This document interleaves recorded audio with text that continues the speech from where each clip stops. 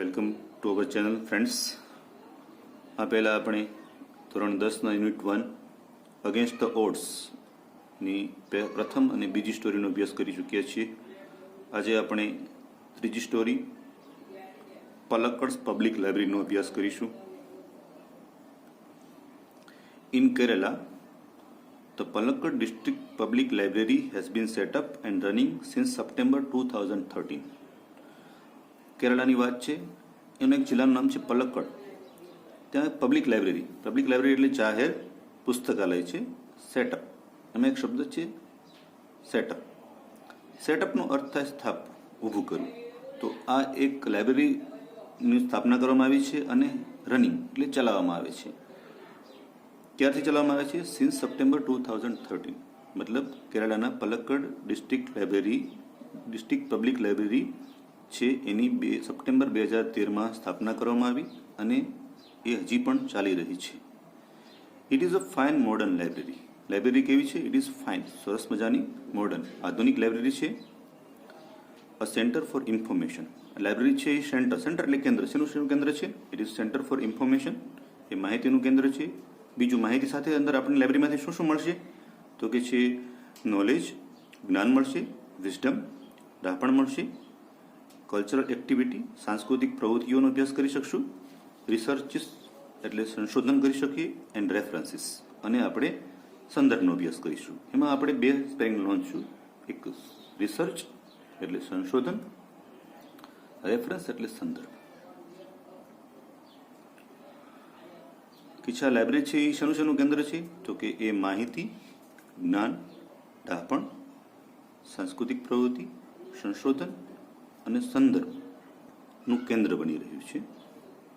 But it has recently been in news for different reasons.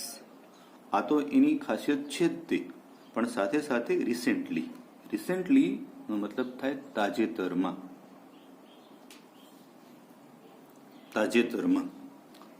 તો કે છે તાજેતરમાં આ લાઇબ્રેરી છે હેઝ બીન ઇન ન્યૂઝ એટલે સમાચાર, ચર્ચા, ફોર ડિફરન્ટ રીઝન. ડિફરન્ટ એટલે અલગ, જુદા જ. એટલે છે કે આ લાઇબ્રેરી છે એ આ સિવાય એક બીજા કારણથી, તે રીઝન એટલે કારણથી ચર્ચામાં, ન્યૂઝમાં છે. A third of its 1000 members are women. ચર્ચાનું કારણ એ છે કે a third of its 1000 member, એના 1000 સભ્યોમાંથી થર્ડ એટલે ત્રીજા ભાગના સભ્યો છે એ કેવા છે? આર વિમેન એટલે સ્ત્રીઓ છે. These women supported by the shared space the library offered them launch a woman's unit in February 2014. તો કહે છે કે આ સ્ત્રીઓ જે છે એ સ્ત્રીઓને કોણ સપોર્ટ કરે? Supported by the share space in the library. લાઇબ્રેરીમાં જે છે એને એક અલગ જગ્યા ફાળવવામાં આવે છે, સ્પેસ આપવામાં આવે છે.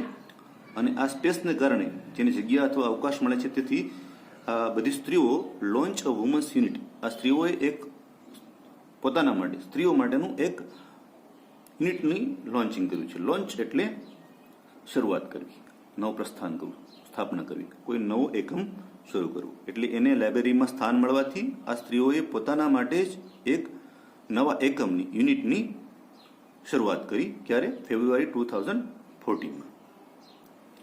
તો unit got together to discuss methods of empowering women.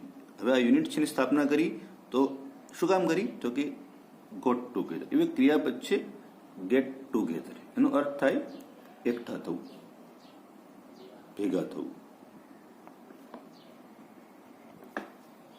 તો આ યુનિટમાં બધી સ્ત્રીઓ ભેગી થતી હતી. શા માટે? To discuss the method of empowering women.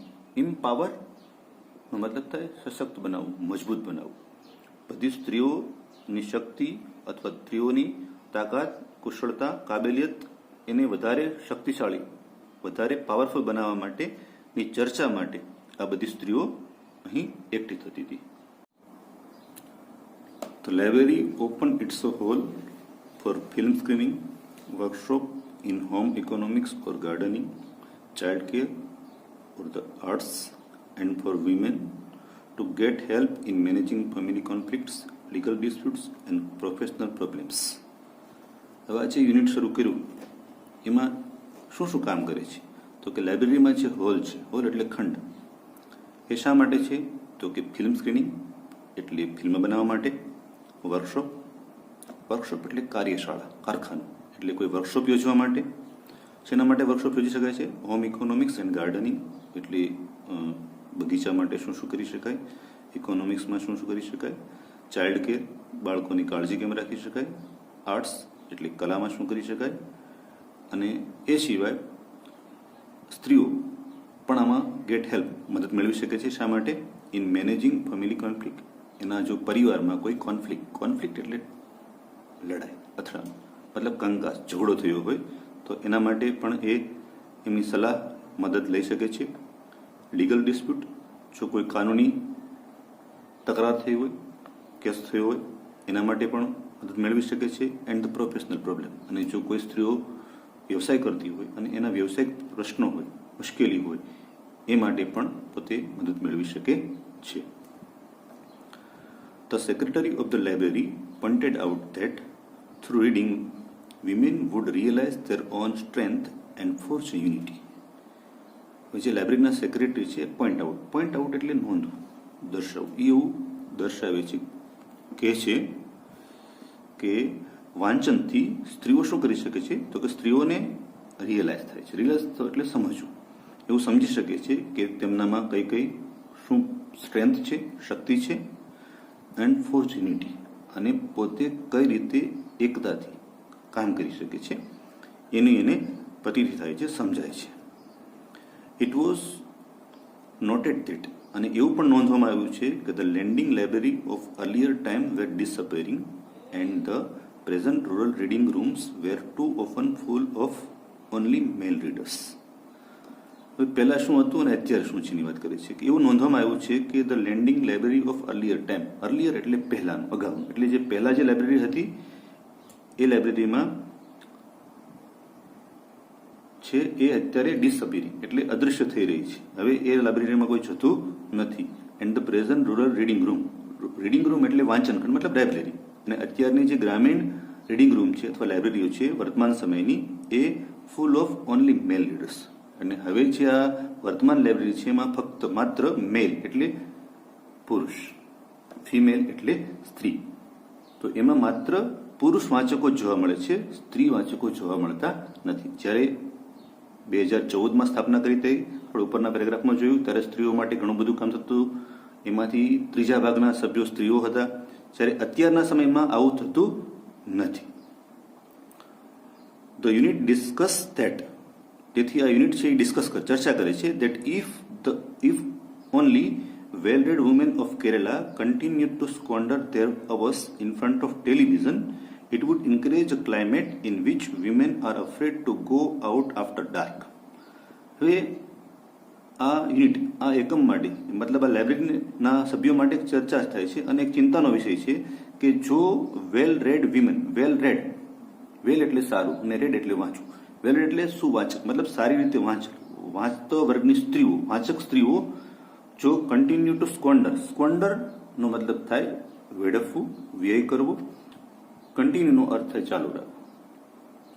જો આ સુવાચક મતલબ સારી રીતે વાંચનાર સ્ત્રી ઉકેલેલાની છે એ પોતાનો સમય વ્યય કરશે, બરબાદ કરશે, બગાડશે ક્યાં? In front of television, TV જોવામાં જ પોતાનો બધો સમય વ્યય કરશે, બગાડશે. તો it would encourage a climate, encourage એટલે પ્રોત્સાહન આપવું, ઇન્કરેજનો મતલબ થાય પ્રોત્સાહન આપવું, ઇન ફ્રન્ટ ઓફ નો મતલબ થાય ની સામે. જો ટીવી સામે બેસશે તો એવા એક ક્લાઇમેટ, વાતાવરણને પ્રોત્સાહન મળશે કે જેમાં women R afraid to go out after dark, dark એટલે અંધારું. તો એક એવા સમાજમાં એવી સ્ત્રીઓ જન્મશે અથવા આવશે કે જેઓ અંધકારમાં જતા, અંધારું થયા પછી ઘર બહાર જતા અફ્રેડ એટલે ડરશે, બીશે. So the unit has formulated plans and opening separate reading rooms for women. તેથી બધા સભ્યોએ નક્કી કર્યું કે the unit has formulated plan, એક ફોર્મ્યુલેટ એટલે રચવું, બનાવવું, એક એવો પ્લાન બનાવ્યો કે શું કરીએ? Opening separate reading room for women. જેમ પહેલા સ્ત્રીઓ માટે એક આખું યુનિટ હતું, એમાં હવે ફરીથી સ્ત્રીઓ માટે સેપરેટ એટલે અલગ, જુદું, ભિન્ન એટલે સ્ત્રીઓ માટે અલગ, જ્યાં પુરુષ વાચકો અને સ્ત્રી વાચકો અલગ અલગ વાંચન કરી શકે એ માટે અલગ એક રીડિંગ રૂમની સ્ત્રીઓ માટે વ્યવસ્થા કરવી, એવી લોકોએ રચના કરવાનું વિચાર્યું. Palakkad district library stands tall as a beacon to encourage women's empowerment through classes, clubs, workshop and reading rooms. કે છે Palakkad district library stand tall, stand એટલે ઊભું રહેવું, એટલે આ છે એ અડગ ઊભી છે. કેવી રીતે? As a bacon. બેકનનો અર્થ થાય દીવાદાંડી.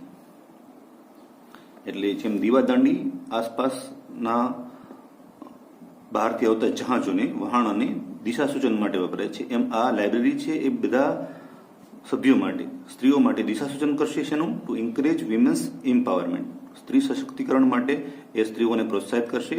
શેના દ્વારા? થ્રુ એટલે દ્વારા, વડે. શેના દ્વારા? ક્લાસીસ દ્વારા, ક્લબ દ્વારા, મંડળીઓ દ્વારા, વર્કશોપ આપણે આગળ ભણી ગયા, કારખાના કે કાર્યશાળાઓ દ્વારા અને રીડિંગ રૂમ્સ દ્વારા. આ બધી વસ્તુઓ શરૂ કરીને સ્ત્રીઓને સશક્તિકરણ માટે પ્રોત્સાહિત કરવામાં આવે છે. And then there are the books, અને પછી એવા પુસ્તકો પણ છે which will provide the woman the strength they need to make good use of this opportunity. અને લાઇબ્રેરીમાં એવા પણ પુસ્તકો હશે જે વાંચીને વિચ વિલ પ્રોવાઇડ, આગળ આપણે ભણી ગયા છીએ, પ્રોવાઇડ એટલે પૂરું પાડવું. જે શું પૂરું પાડે છે? તો કે ધ સ્ટ્રેન્થ, એ શક્તિ પૂરી પાડશે. તે need to make good use of their opportunity. Opportunity એટલે ચાન્સ અથવા તક, મોકો. તો આ પુસ્તકો સ્ત્રીઓને શક્તિ પૂરી પાડશે અને એમને જે તક મળે છે એ તકનો વધુ સારો ઉપયોગ કેવી રીતે કરી શકે છે એનું એ માર્ગદર્શન પૂરું પાડશે. Thank you friends. અહીં આપણું યુનિટ 1 ધોરણ 10નું યુનિટ 1 પૂરું થાય છે. હું આશા રાખું છું કે તમને મજા આવી હશે, ગમ્યું હશે. જો તમને ગમે તો લાઈક, કોમેન્ટ, શેર કરજો. જો કોઈ સમસ્યા હોય, તકલીફ હોય તો કોમેન્ટ બોક્સમાં કોમેન્ટ કરશો. Thank you very much.